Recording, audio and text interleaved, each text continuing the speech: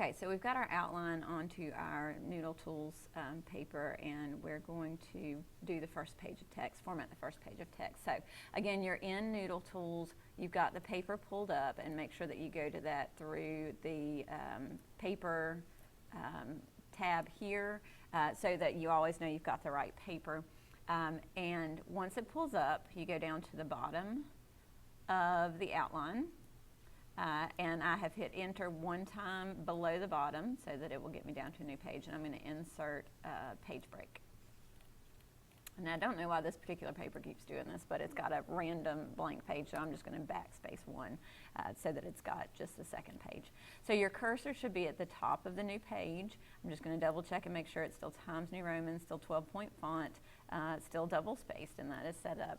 So on the top of the first page of text, which is the second page of the document, you'll put your name, and I'm going to use a fictitious name here, and then you'll put my name. Mrs. Duncan works perfectly fine. You can put Beth Duncan or B. Duncan. Any of those would work. You put the class, English 3, and the period, first block, and then you put the due date, and I'm going to use for this one October 24th. Just make sure that you consult your due date sheet.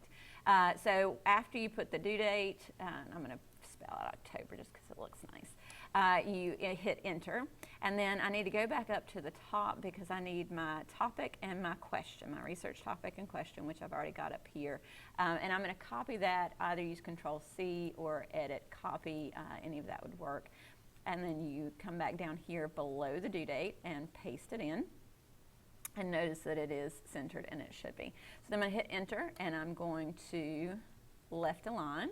And then you add your intro paragraph. And if you'll remember, you turned in a paragraph that was handwritten, and I gave you suggestions. So take a moment to type that in here.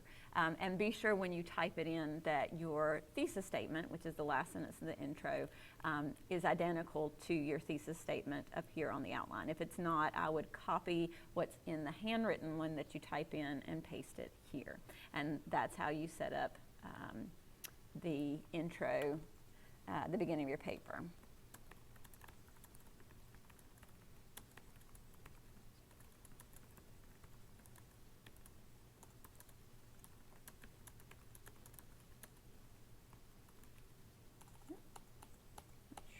Why, if your formatting at any time does funky things, which this one seems determined to do, ask and we'll get it straightened out because it's usually pretty easy to straighten out.